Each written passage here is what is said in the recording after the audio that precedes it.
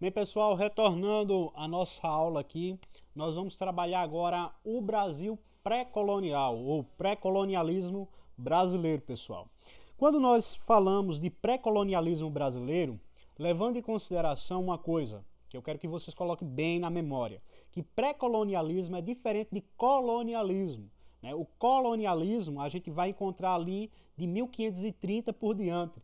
O pré-colonialismo ele acontece no início dos anos 1500, com a chegada dos luso-brasileiros ou luso-portugueses, melhor dizendo, no território brasileiro, pela frota, as 13 frotas ou 13 naus dirigidas por Pedro Álvares Cabral, enviado pelo rei de Portugal na época, para descobrir ou para irem ao caminho das Índias, que não era o objetivo principal dos portugueses descobrirem um novo continente, um novo país, um novo país, uma nova colônia pertencente, queria ser pertencente a Portugal.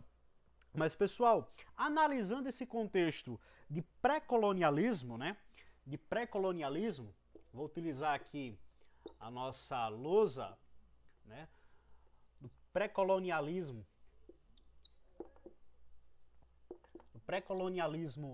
brasileiro, a gente tem que se lembrar que um ano antes, ou 2 anos antes, melhor dizendo, lá por volta do ano de 1488, mais ou menos nesse período, se havia criado um tipo de tratado que nós conhecemos historicamente como o Tratado de Tordesilhas. O Tratado de Tordesilhas ele vai trabalhar a questão da divisão territorial, das colônias ou das terras que pertenciam tanto a Portugal quanto à Espanha, levando em conta que Portugal e Espanha tinham um tipo de contrato, um tipo de união, uma união entre esses dois países, e esses dois países dividiram, uma parte ficou para a Espanha e outra parte do mundo ficou pertencente a Portugal.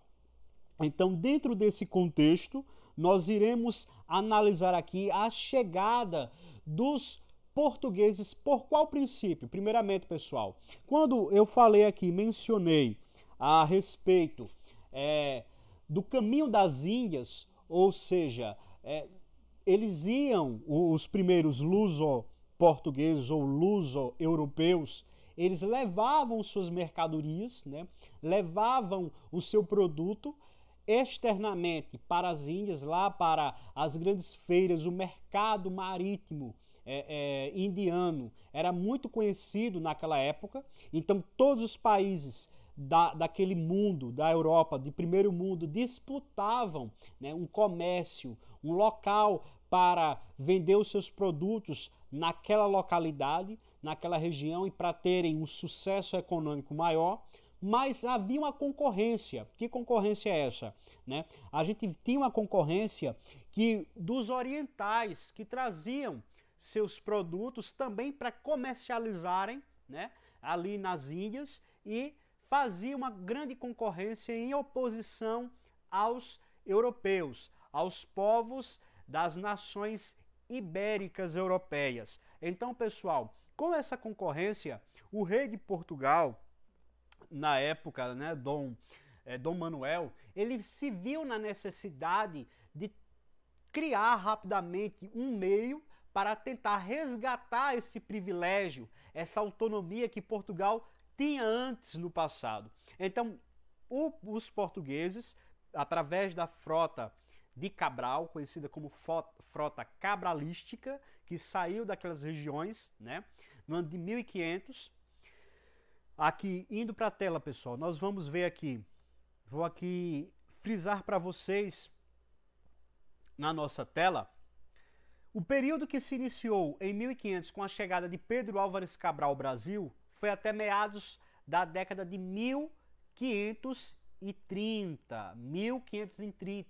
Foi 30 anos de período pré-colonial, com a criação do sistema de capitanias hereditárias. Quando se criou as capitanias hereditárias, os 15 lotes, com os 12 donatários, que eram um tipo de governadores locais, que representava o rei de Portugal, por não ter acesso a essas terras de forma direta, mas de forma indireta, por meio desses governadores ou donatários, que eram os donos das terras, que tomavam conta dessas regiões, eles dividiam ou enviavam, né, os tributos, a questão de tudo aquilo que eles trabalhavam, que eles produziam nessas terras para Portugal. E de Portugal para as Europas ou para as Índias, né, que era o objetivo de sustentar e de novamente crescer economicamente num cenário global. Dentro desse contexto, as capitanias hereditárias é chamado por muitos historiadores de período pré-colonial ou período do pré-colonialismo, o início de um colonialismo. Em virtude da ausência de políticas colonizadoras de Portugal, de um programa de ocupação populacional do Brasil. Nesse contexto, a gente tem que entender o seguinte, pessoal. Quando os primeiros portugueses chegaram, né, ao Brasil, né, ali em Salvador, né, num período, já era um período ali de Páscoa, né, na época, no ano de 1500, eles se deram logo conta que existiam já moradores ou habitantes nessa região, que no caso são os nativos, né, os índios, que já habitavam, que já moravam nessa região. Então houve, logo a princípio, um contato pacífico, né? Esse contato pacífico, amistoso, como dizem os historiadores, essa amistosidade entre indígenas e europeus foi muito grande. Por quê? Porque os indígenas, eles mostravam ou abriam caminho para os europeus portugueses passarem naqueles territórios, conhecerem esses territórios, e por conta disso, os europeus querendo informações a respeito da terra, do que a terra produzia, o seu produto para comercializar, eles faziam troca, ou seja, uma troca de favores. Os indígenas contribuíam com os europeus e os europeus contribuíam com os indígenas por meio de quê? Eles davam espelhos, roupas, adereços pessoais, né, para os indígenas se utilizarem, a alimentação também. Então eram meios que eles se utilizavam para tentar criar um contato com os nativos dessa região. Então, pessoal, a exploração econômica, aqui novamente eu vou frisar essa parte, a exploração econômica desse período foi baseada na extração do pau-brasil e na instalação de feitorias na costa brasileira, ou na costa dos mares do nosso país, que antes colônia portuguesa, foram criadas feitorias, né? Havia feitores que tomavam conta dos indígenas, iriam ver, né, como é que eles se tratavam, se portavam diante dos portugueses, e ao mesmo tempo havia a extração do pau-brasil, que foi o primeiro tipo de material a ser utilizado, a ser trabalhado nessa colônia, né? A gente vê ali já no período colonial a extração da cana-de-açúcar, o uso da cana-de-açúcar como material de trabalho social nacional, né, que ganhou destaque mundial, né, no período colonialístico, no período colonial aqui no Brasil. Mas antes mesmo de se trabalhar cana-de-açúcar, se trabalhou aquilo que nós chamamos de escambo. O escambo é a extração do pau-brasil, né, uma madeira vermelha tirada dessa região e levada para ser utilizada na Europa para fins lucrativos. Então, pessoal, voltando aqui à nossa tela, novamente troquei aqui de slide para a gente ver alguns pontos, nós vamos ver antecedentes. A chegada dos portugueses ao Brasil relacionou-se primeiramente com o processo de consolidação da monarquia portuguesa. Então a monarquia portuguesa até aquele momento não havia ainda se consolidado, se fincado, né, naquela região. E a partir de sua autonomia em relação à Espanha, não havia, por exemplo, um tipo de favor obrigatório. Havia autonomia, se tinha autonomia, cada um tinha, eles tinham um acordo internacional entre Espanha e Portugal, né? através do Tratado de Tordesilhas, mas tanto Portugal quanto a Espanha tinha uma autonomia social, uma autonomia nacional de povo. Não havia, um não dependia do outro, né? Se havia uma independência por parte dos dois. Além disso, no século XV, né, destacou-se a ação do infante Dom Henrique, que incentivou a expansão marítima portuguesa por meio da Escola de Sagres. Aí nós vemos já outro contexto histórico, né, que ocorreu nesse período.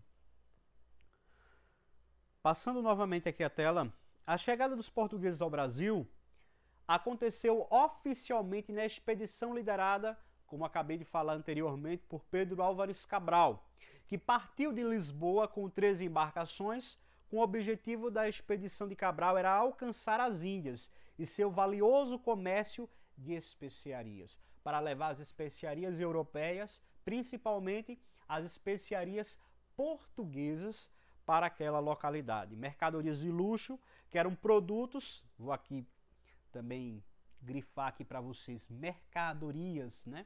As mercadorias de luxo, que eram produtos valiosos na Europa em razão de sua raridade. O debate a respeito da intencionalidade da chegada de Pedro Álvares Cabral ao Brasil é considerado pelos historiadores como secundário. No entanto, existem historiadores que pensam ao contrário de ser considerado a chegada ou a intenção de Cabral de encontrar um novo país, uma nova colônia. Não era objetivo encontrar uma nova colônia, colonizar novos povos, mas era apenas de vender o seu produto, de vender as suas especiarias e crescer novamente e ter um destaque na Europa. Como secundário. No entanto, existem historiadores que afirmam que a expedição de Cabral chegou ao Brasil por obra do acaso, ou seja, do acaso, por nada aconteceu que eles chegaram aqui. Ao se desviar de sua rota original, após uma tempestade, né, alguns historiadores afirmam que quando os portugueses vinham, né, para cá, houve uma tempestade marítima e mudaram o curso da rota, né? Eles mudaram o curso da rota, perderam a sua rota original da onde eles iam e pegaram a rota no Oceano Atlântico para chegarem aqui, né? Nas terras de Santa Cruz. No entanto, existem historiadores que afirmam, ao se desviar de sua rota original após uma tempestade, outros afirmam que a expedição de Cabral desviou-se da rota de maneira intencional. Ainda não há um consenso acadêmico em relação à questão da chegada dos portugueses aqui. Do nada aconteceu essa tempestade e acabaram chegando aqui. Outros dizem ao contrário, que foi uma intenção de Cabral por não querer ir para as Índias. O fato que importa é que a expedição de Pedro Álvares Cabral chegou no Brasil no dia 22 de abril do ano de 1500, né? Quando eles aportaram, que viram aquele grande monte, onde eles chamaram de Monte Pascal. Era, como falei, no período de Páscoa naquela época. Passando novamente o nosso slide aqui, pessoal. Eu falei sobre a madeira, né, o pau-brasil, mas novamente nós vamos frisar alguma coisa a respeito disso. A madeira do pau-brasil apresentava uma coloração avermelhada, era vermelha, que era utilizada na produção de tinta para tecidos. Além disso, a madeira era considerada de boa qualidade e era utilizada na construção de caravelas. Ou seja, quando eles não tinham madeira para se utilizar a caravela, eles se utilizavam do próprio pau-brasil para criar as caravelas marítimas para eles navegarem para as outras regiões. Então, foi de grande valia, de grande importância no contexto apenas de uso propriamente dito para levar as especiarias. Então, o pau-brasil ele contribuiu de duas formas, como para uma venda comercial nas Índias, mas como uso próprio, o uso particular dos portugueses, né, para as tinturas das roupas e para a fabricação de caravelas. Então, pessoal, essa exploração foi realizada em parceria com os nativos, que extraíam o pau-brasil e eram pagos pelos portugueses com quinquilharias, como acabei de falar, facas, tecidos, roupas e demais adereços, né, que eles ganharam. As feitorias instaladas na costa do Brasil tinham também como função proteger o litoral brasileiro. Quando a gente fala na questão de proteção, do litoral brasileiro, pessoal, a gente tem que se lembrar que alguns outros povos europeus se instalaram também no sul, no litoral do país ou no litoral da colônia, como no caso dos franceses, né? Os franceses, eles se instalaram, né? Eles se instalaram nas regiões, nas localidades do litoral, pois sabiam que eram localidades onde se tinha uma presença maior do pau-brasil, de uma grande presença do pau-brasil, e por conta disso, as feitorias tinham trabalho, também tinham o desvelo de verificar se de fato estavam vindo inimigos contrários à coroa portuguesa, né? Depois o rei de Portugal veio para o Brasil, para Salvador, se instalou por um tempo, depois migrou de Salvador da Bahia para o Rio de Janeiro e se instalou lá a corte portuguesa, né? No entanto, alguns países como a França não aceitavam ter tecidos excluídos da divisão territorial e assim não respeitavam os domínios espanhóis e portugueses. Ou seja, os franceses, a França não fazia parte desse tratado, dessa divisão territorial. E mesmo assim, eles invadiam, né, as costas brasileiras, adentravam no litoral da nova colônia descoberta e também extraíam a madeira. Com isso, a gente vai verificar, né, que foi criado, né, as capitanias hereditárias também para tentar inibir esses inimigos dessas regiões. Indo para a primeira questão, pessoal, nós temos aqui 4 alternativas. Alternativa 5, melhor dizendo.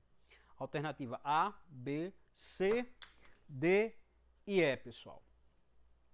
Mas primeiro, analise as proposições abaixo sobre a população indígena no Brasil colonial e em seguida assinale a alternativa que apresenta a resposta correta. Nós vamos analisar, né, a questão das populações indígenas aqui no nosso país, na nossa colônia, Brasil colônia, e nós vamos verificar as alternativas. Os grupos indígenas, primeira preposição.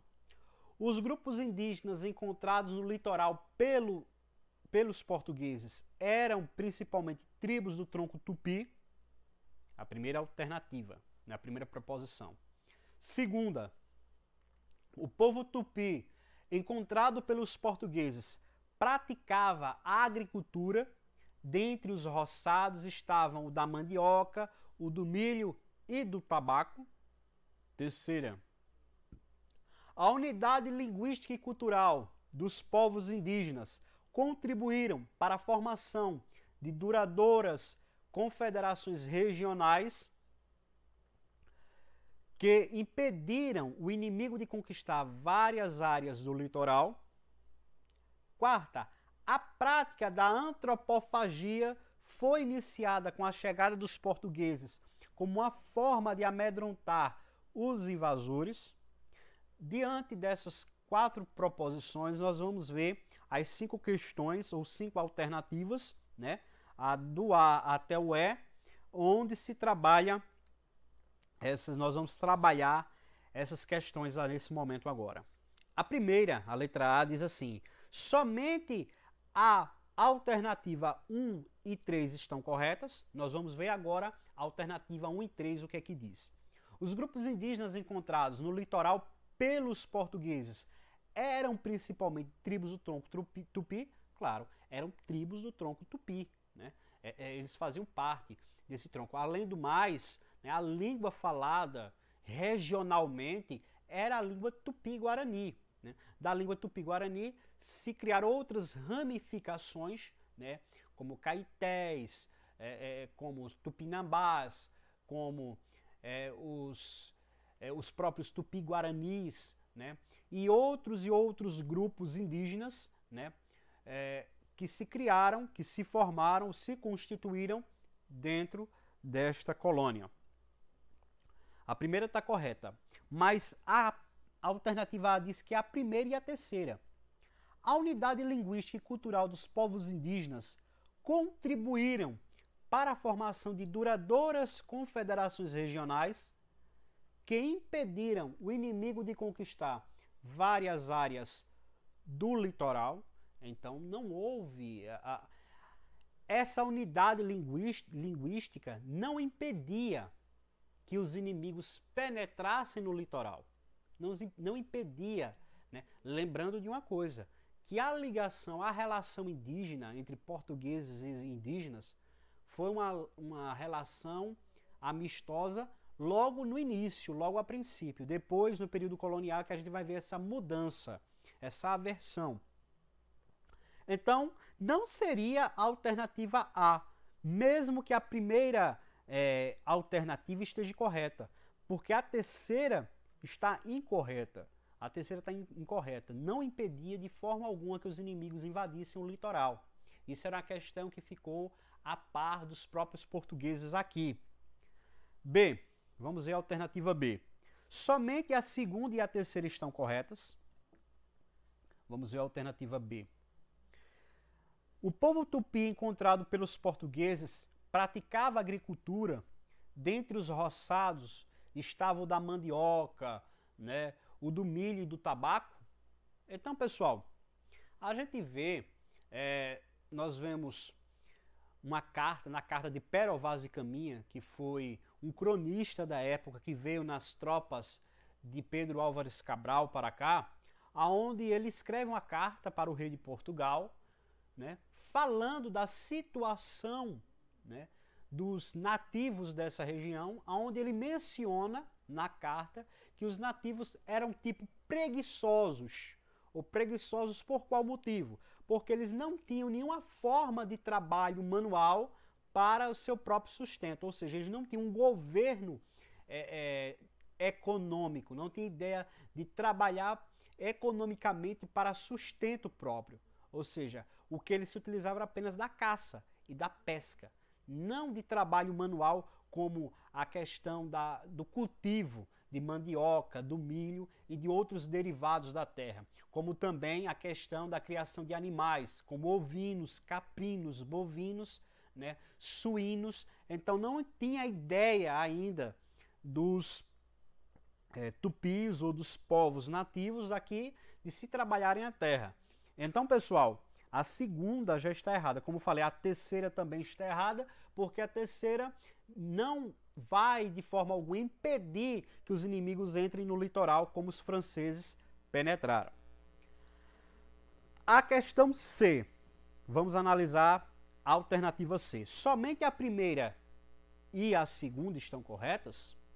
Como falei, a primeira está correta, mas a segunda está incorreta. A alternativa D. Somente a segunda e a quarta. Vamos analisar a alternativa 4. Né? A 4 diz assim: a prática da antropofagia foi iniciada com a chegada dos portugueses como uma forma de amedrontar os invasores. Uma forma de amedrontar os invasores? Claro que não, pessoal. Porque os índios caetés que moravam no sertão, aqui do estado de Pernambuco, por exemplo, né, diferente das outras tribos indígenas que ficavam no litoral do nosso estado, aqui próximo à zona da mata, a gente vai ver que os índios caetés, eles já havia conflitos, né, tinham conflitos com os outros povos, e os seus inimigos eles matavam para se alimentarem ou comerem a carne dos seus inimigos, com a ideia de que, como eu falei na aula sobre a pré-história do Brasil, a aula passada, eles se alimentavam para conseguir um tipo de poder, um tipo de força, né? Poderes especiais. Era um conceito que algumas tribos, e principalmente os caetés, eles tinham a respeito dos inimigos, né? Então, nós vemos aqui. Então, qual é a verdadeira alternativa ou a verdadeira resposta que está correta dentro dessa situação, dentro dessa problemática aqui, pessoal. Sabemos que a primeira está correta, né? Os grupos indígenas encontrados no litoral pelos portugueses eram principalmente do tronco tupi, exatamente, do tronco tupi. Vinham desse tronco. Mas, se nós analisarmos, né? Se nós analisarmos bem as alternativas aqui apresentadas, os povos, né, indígenas, eles começaram a se utilizar depois da terra com a chegada dos portugueses. Logo no começo da extração do escambo do pau-brasil, né, e depois os portugueses começaram ao trabalho, né, da agricultura nesta região. Então, a alternativa correta, já que a primeira está correta para fazer uma relação, é a letra C. C de casa. Vamos para a segunda alternativa. Vamos analisar bem aqui, pessoal, essa segunda questão. Com relação ao tipo de organização social predominante entre os grupos indígenas que habitavam o litoral do atual estado de Pernambuco, no momento dos primeiros contatos com os europeus, assinale, novamente nós vamos assinalar a alternativa correta. A. As tribos tupi do litoral de Pernambuco pré-colonial possuem uma população de algumas centenas de indivíduos, divididos em pequenas aldeias espalhadas pelos quilômetros da costa entre o Rio São Francisco e o Canal de Santa Cruz. B. A maioria dos grupos indígenas que habitava a atual costa de Pernambuco no período da conquista era de língua tupi, organizava-se em aldeias de milhares de indivíduos, cujos laços sociais principais eram firmados em linhagens e parentescos, e onde a divisão de trabalho baseava-se principalmente em quesitos de gênero e idade. A alternativa C. Os grupos tupi que ocupavam o território do atual estado de Pernambuco, no momento da conquista, se organizavam em tribos de caçadores nômades que cultuavam divindades representando espíritos da natureza, como no caso o deus Tupã. Alternativa D. Todos os grupos indígenas que ocupavam o atual estado de Pernambuco, no momento da conquista, praticavam a antropofagia, associados com o culto às divindades bélicas. E a alternativa é, quando se fala em bélica, se fala de guerras, né?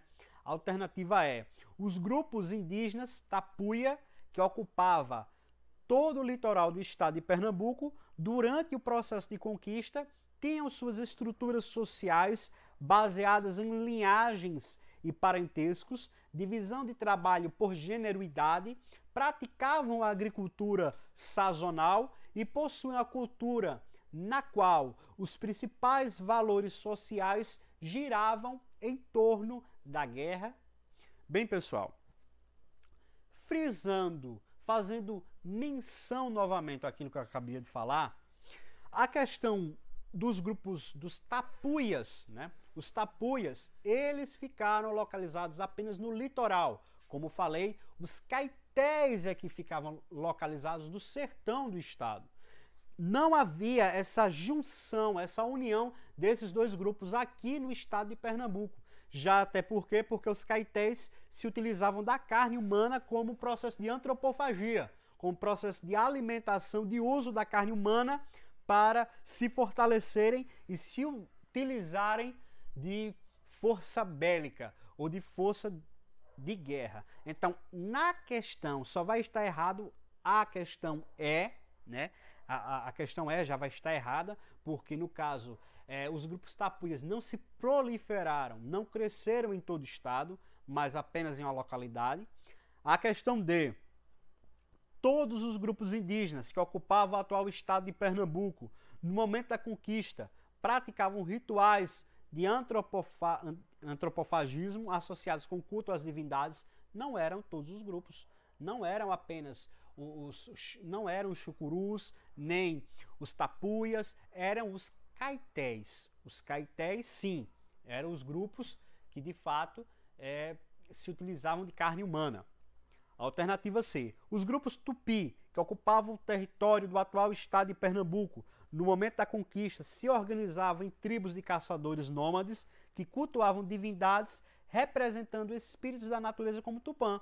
Correto, porque sim, todos os grupos vindos da linhagem tupi, eles eram caçadores nômades, caçavam para sobreviver, para se alimentarem e alimentarem suas famílias, seus parentescos, e também eles cultuavam a natureza, ou seja, os elementos da natureza, como pedras, a própria terra, né, as árvores, o sol, a lua, né, o céu, os mares. Então era essa ideia de divinizar, né, os elementos da natureza e creditar poderes a esses elementos, chamando-os de deuses ou divindades, como no caso Tupã, que era o deus maior acreditado pelas divindades, pelos grupos tupi.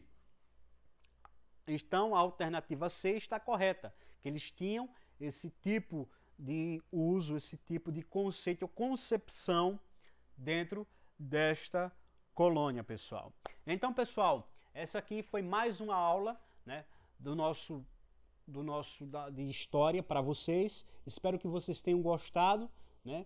E além do mais, qualquer dúvida, vou deixar o conteúdo para reforço para todos os alunos que vão assistir essa aula. Deus abençoe a todos.